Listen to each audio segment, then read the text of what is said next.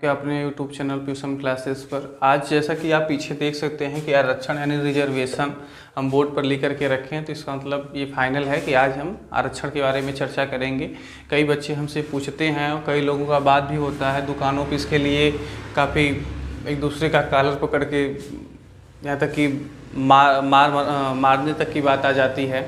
झगड़ा कर लेते हैं, आपस में लड़ने लगते हैं, यहाँ तक कि आपस में बहुत सारी दूरियां भी बढ़ जाती हैं। तो उसको समझते हैं कि आखिर ये जो आरक्षण है क्यों है, कैसे है, इस वीडियो में। और छोटे छोटे वीडियो में हम कई वीडियो में समझेंगे पूरे कि भारत में किस तरीके से दिया जाता है, भारत में कब इसे सर्वप्रथम लागू किया गया, फिर डॉक्टर भीमराव अंबेडकर इसके बारे में कैसे कैसे उनके विचार थे, क्या थे, किस तरीके से उन्होंने लागू किया था, और आज की सरकारें उन्हें किस तरीके से देख रही हैं, किस तरीके पर इस पर वोट का जो है कारोबार किया जा रहा है। इन सब चीज़ों को हम इसी वीडियो में देखेंगे। आरक्षण, सबसे बड़ी बात, अगर आरक्षण के बारे में समझाने का प्रयास किया जाए तो सबसे बड़ी बात है आरक्षण क्यों है, कैसे है, इन सब चीज़ों को समझना बहुत ज़रूरी है। ठीक है। और दोनों को आरक्षण, देखिए कुछ लोग, पहली बात ये आपको क्लियर करते हैं जितने लोग भी वीडियो देख रहे हैं कि हम जो हैं हम सामान्य जात से आते हैं और हमें आरक्षण नहीं मिलता है। ठीक, तो इससे आपको अंदाज़ा हो गया होगा कि हम उसके पक्ष और विपक्ष में जैसे जो भी बातें करेंगे वो ऐसा हो ताकि किसी को बुरा ना लगे। ठीक है। और कैसा होना चाहिए, हम उन विचारों को भी रखेंगे, अपने विचारों को भी रखेंगे, आप अपने विचारों को रखिएगा, ताकि अब भविष्य में क्या होगा, सरकारें क्या करेंगी, वो तो बात की बात है भाई, वो तो अपने हिसाब से ही करेंगी। हमारा अगर इतना सुनती तो फिर बहुत सारे विकास हो सकते थे। ठीक है। और सुनेंगे कहाँ, क्योंकि सरकारी नौकरी तो बहुत अच्छा तरीका है कि सरकारी नौकरी सभी करना चाहते हैं, लेकिन उसी सरकार के ऊपर कोई भरोसा नहीं होता है किसी का। वही व्यक्ति जो सरकारी नौकरी में बैठा है वही अपने सिस्टम के ऊपर भरोसा नहीं करता है। अगर उसे इलाज कराना हो, वही डॉक्टर, अगर बुखार का भी दवा लेना, वही डॉक्टर सरकारी हॉस्पिटल में बैठे हैं, वही डॉक्टर जाकर के प्राइवेट हॉस्पिटल में बैठे हैं, तो वो सरकारी में जाकर के प्राइवेट में जाता है। हमारे देश का ये सरकारी जो है स्थिति ऐसी है, बनी हुई है। आप खुद ही समझ सकते हैं कि क्या हो सकता है आगे देश का भविष्य क्या होगा, कि जो सरकार के नौकर हैं, सरकारी नौकरी कर भी रहे हैं, अगर उन्हें इलाज हो, चाहे कानून व्यवस्था हो, चाहे कोई भी बातें हों, अगर उन्हें कराना होगा तो वो, अगर वह चीज़ अगर प्राइवेट में उपलब्ध है तो वो चीज़ प्राइवेट में ही करने का ज़्यादा प्रयास करते हैं, सरकारी में नहीं जाना चाहते हैं। ये थोड़ा सा कड़वा सत्य जरूर है, कुछ लोगों को बुरा भी लगेगा, लेकिन अब क्या कर सकते हैं। अगर बुरा लगे तो हम भाई कहेंगे कि आपको बुरा लग रहा है, तो फिर अब लगे ही तो क्या कर सकते हैं, जो है सही वो बोले हम। आरक्षण के लिए ये है कि कई चीज़ें उसमें अलग अलग लोग अपने हिसाब से देखते हैं, वो सही है या गलत है, इन सब चीज़ों को हम बाकायदे से समझेंगे। ठीक है। छोटे छोटे वीडियो के अंतर्गत हम उन सब चीज़ों को आपको बताए दिए कि किस तरीके से समझेंगे। और दूसरी बात ये कि हमें आरक्षण नहीं मिलता है, तो इसका मतलब ये नहीं होगा कि कुछ लोग समझे कि इन्हें आरक्षण मिलता है इसलिए इसके पक्षधर हैं। आरक्षण जो है वो क्यों दिया जाता है, तो सबसे बड़ी बात यह है कि आरक्षण इसलिए दिया जाता है ताकि आपका जो सीट हो, आरक्षण का परिभाषा यही होता है कि आपको एक रिजर्व कर दिया जाए, कहीं जाकर के एक आपको आरक्षण दे दिया जाए, यानी कि वह आपके लिए सीट सुरक्षित कर दिया जाए। सुरक्षित यहाँ पर कि कोई जगह है वो आपके लिए सुरक्षित कर दिया जाए, वही आरक्षण है। हर चीज़ में आरक्षण दिया जा रहा है, और किस आरक्षण दिया जा रहा है तो उसको भी समझेंगे कि कहाँ कहाँ देना चाहिए, कहाँ कहाँ नहीं देना चाहिए। ठीक, और किस तरीके से उसका रूप होना चाहिए, इन सब चीज़ों को भी आगे हम समझेंगे।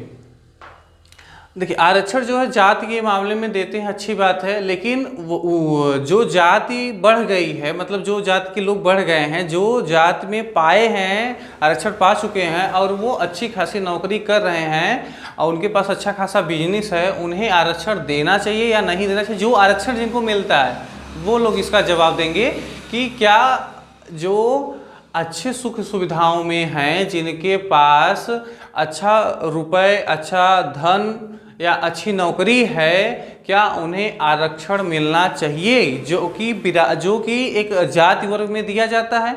तो जाति वर्ग में दिया जाता है तो ऐसा तो है नहीं कि उस जाति को कह दिया जाए तो वह जाति पूरी तरीके से गरीब ही है। पूरी जाति गरीब है, ऐसा तो नहीं है ना। उनके कुछ लोग ऐसे होंगे जो बड़े ओहदे पर होंगे, बड़े पद पर होंगे, बड़े पैसे वाले होंगे, तो क्या उन्हें देना चाहिए? क्योंकि आपका ही हक वो खा रहे हैं।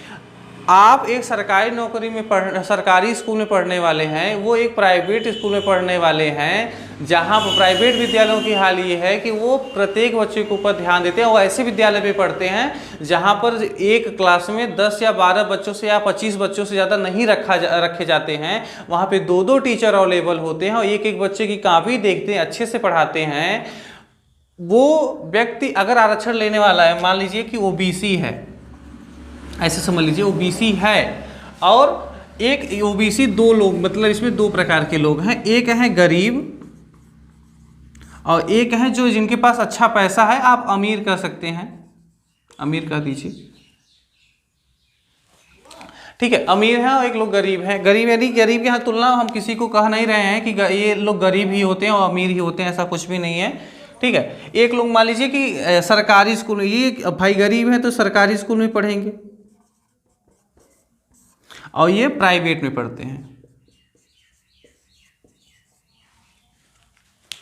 ठीक है। ये प्राइवेट में पढ़ते हैं, ये सरकारी स्कूल में पढ़ते हैं। इनके लिए जो है वो स्कूल जो है इतना अच्छा है, कॉन्वेंट स्कूल में पढ़ते हैं, इंग्लिश माध्यम में पढ़ते हैं कि वहाँ पर और प्लस कोचिंग भी लगवा के रखे हैं, होम कोचिंग है, वहाँ पे आते हैं। उनका एक ही बच्चा है जो 1000, 2000, 3000, 4000 रुपये देते हैं एक भी टीचर को, इन्हीं के बच्चे को वो अकेला पढ़ाता है, ठीक है। ये है सरकारी स्कूल या गांव जो भी शहर में या गांव में कुछ ऐसे विद्यालय होते प्राइवेट होते हैं जो कि छोटे या फिर मिडिल क्लास फैमिली को भी पढ़ाते हैं, तो वो कुछ होते हैं तो या उसमें है, ठीक है। वो दोनों मान लीजिए कि इस तरीके से हैं। यहाँ पे बच्चों की संख्या लगभग एक क्लास में 50 की संख्या है। ये जो परिवार है कम से कम इतना उठा सकता है कि एक बच्चा जो है उसका जो एक खर्च है कि इस बच्चे को हम पढ़ाएंगे तो इसके महीने का जो फीस है वो 200 दे सकते हैं, इससे ज़्यादा हम नहीं दे सकते हैं, कोचिंग वोचिंग नहीं लगा सकते हैं। इनका जो है इनका ये कोचिंग भी लगा हुआ है और ये लगभग स्कूल में, यानी स्कूल में ये कम से कम आपको स्कूल में इनका मंथली मान लीजिए 1500 रुपये है। और जो ट्यूशन कराने आते हैं, घर पे कोचिंग कराने आते हैं,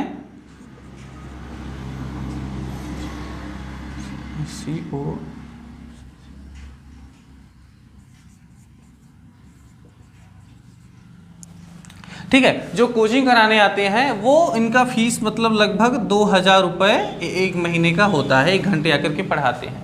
अब आप निश्चित समझ सकते हैं कि यह बच्चा जो है, अच्छा इसमें एक सामान्य भी ले लेते हैं, कोई सामान्य लोग हैं, सामान्य जाति से मतलब रखने वाले हैं, और ये क्या है, मान लीजिए कि गरीब हैं, अगर अमीर है तो ऐसे भी नहीं पाते हैं आरक्षण, गरीब हैं तो देखिए अब ये सेम स्थिति इसकी भी है, यानी इस व्यक्ति की भी सेम स्थिति है, ठीक है। अब जो आरक्षण लेने वाले हैं, आरक्षण लेने वाले बताएं कि इस बच्चे के साथ हम इसकी बात न करके सिर्फ इसकी बात करते हैं कि अगर इसका मान लीजिए 60% आया पढ़ करके और इसका 50% आया और दोनों ओबीसी हैं, और मान लेते हैं कि जो अभी परसेंटेज पे बात नहीं कर रहे हैं, मान लेते हैं कि 10% इनको आरक्षण मिलता है, मान लेते हैं केवल अभी, ठीक है, और 10% इसको आरक्षण मिलता है। आप बताइए कि ओबीसी होने के नाते इसका कितना बन रहा है, 70%, और इनका कितना बन रहा है भैया, 60%। लेना किसको चाहिए?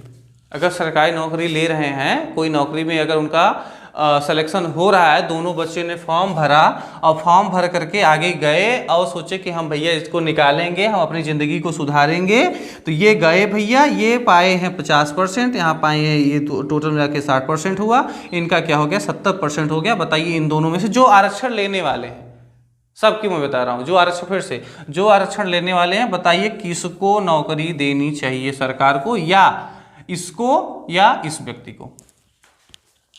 आप स्वयं, अगर आप ले रहे हैं, चाहे धनी हो चाहे गरीब हो। आरक्षण किस लिए दिया गया? इसीलिए दिया गया है कि जो निचले स्तर पे लोग बैठे हुए हैं वो कम पढ़े लिखे भी हों, उनके पास कम सुविधाएं हों, लेकिन वो एक बार ऊपर आ जाएं और वहां से फिर उनका जो है जीवन वो संचालित हो, ताकि और आगे वाली जो पीढ़ी वो सुधर जाए।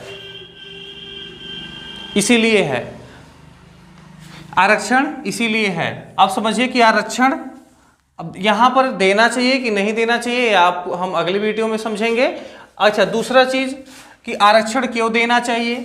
आरक्षण क्यों देना चाहिए? देखिए, अगर एक ही व्यक्ति, एक परिवार है, क्या है, एक परिवार है, फैमिली है, ठीक है, परिवार है, और उस परिवार में मान लीजिए कि इनके इस परिवार के 2 बच्चे हैं, ठीक है, 2 बच्चे हैं। इन दोनों बच्चों में मान लीजिए कि ये दोनों ए है और बी है, दोनों बी, ए बी है, हाँ, ए है और बी है, दोनों अच्छे हैं, स्वस्थ हैं, मस्त हैं, ठीक है। लेकिन एक समय आता है कि जो बी है ये बीमार पड़ जाता है, थोड़ा इसको तबीयत इसका खराब हो जाता है, और परिवार जो है ये कर सकता है कि दोनों को जो देता था बराबर बराबर देता था। कुछ जगह होता है ना आरक्षण के लिए कहते हैं बराबरी कर दिया जाए, तो आरक्षण क्यों दिया जाए तो उसको समझते हैं। तो ये क्या है, बीमार है, आपके घर का ही बच्चा है, ये बीमार है,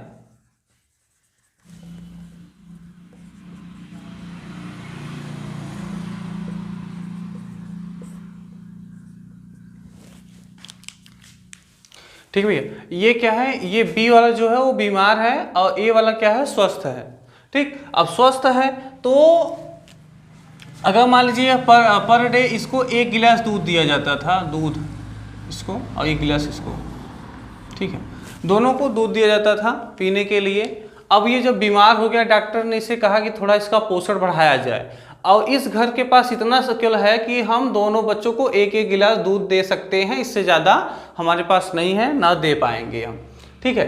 तो बताइए कि इस बच्चे को दूध एक्स्ट्रा दे देना चाहिए इसका कम करके कि नहीं देना चाहिए, क्योंकि ये स्वस्थ है और ये बीमार है। तो सीधी सी बात है, परिवार ये करेगा कि नहीं, जो ये है, ये जो बच्चा है, इसे कम दूध दिया जाए, इसे अधिक दूध दिया जाए, यानी यहाँ पर इसे आरक्षण दिया जा रहा है, ठीक है भैया। और यहाँ पर इसका आरक्षण जो है वो नहीं दिया जा रहा है, इसको इसका कम करके इसको दे दिया जा रहा है। फिर दोनों को, अगर दोनों बराबर हो गए, फिर दोनों स्वस्थ हो गए, फिर दोनों को इक्वल 1-1 गिलास दिया जाने लगा। अब बात को समझते चलिए। तो आरक्षण का भी मतलब यही है, आरक्षण का मतलब भी यही है कि जो निचले स्थान पे हैं, ठीक है, जो नीचे हैं और जो इधर ऊपर हैं, ठीक है, ऊपर हैं, जो नीचे हैं ऊपर है, इनको क्या किया जाए, बराबर इक्वल में ला दिया जाए, और इक्वल में ला करके तब आरक्षण को खत्म कर दिया जाए, ताकि बराबर की लड़ाई रहे और दोनों आपस में फिर आगे अच्छे से चल सके। समझ पा रहे हैं हमारी बात को? यहाँ पर जैसे एक परिवार करता है, आप ही अगर पेरेंट्स होंगे, आगे कुछ लोग पेरेंट्स लोग देख रहे होंगे और आगे जो बच्चे पेरेंट्स होंगे ऐसा ही करेंगे, क्योंकि जब अगर घर में ऐसी स्थिति रहेगी तो स्वाभाविक बात ऐसा ही आप करेंगे। आरक्षण भी इसीलिए दिया जा रहा है कि जो नीचे हैं और जो ऊपर हैं दोनों में इक्वली आ जाए, और फिर बाद में वो सब आपस में अच्छे तरीके से अपने जीवन को व्यतीत करने लगे, ठीक है। तो अब आप समझ लीजिए कि यहाँ पे हम आपको बता ही दिए कि आरक्षण क्यों देना चाहिए। अगर आपको समझ में आ गया होगा तो अच्छी बात है, नहीं तो आप कमेंट कर सकते हैं और आगे से हम समझाने का प्रयास करेंगे। और यहाँ दूसरा कि आरक्षण जो दिया जा रहा है उसका जो तरीका है वो मैंने यहाँ पर बता दिया है। तो आप इन दोनों को कंपेयर करके तब तक आप देखते रहिए, और फिर हम नेक्स्ट वीडियो में आगे हम बताएंगे कि हमारे देश में आरक्षण कैसे, किस तरीके से और कब से लागू किया गया, क्यों लागू किया गया और क्या कारण थे, ठीक है, और इसमें कैसे कैसे और प्रावधान है, किसको कितना आरक्षण दिया जाता है, इसको आगे हम वीडियो में समझेंगे। तब तक के लिए जय हिंद, धन्यवाद।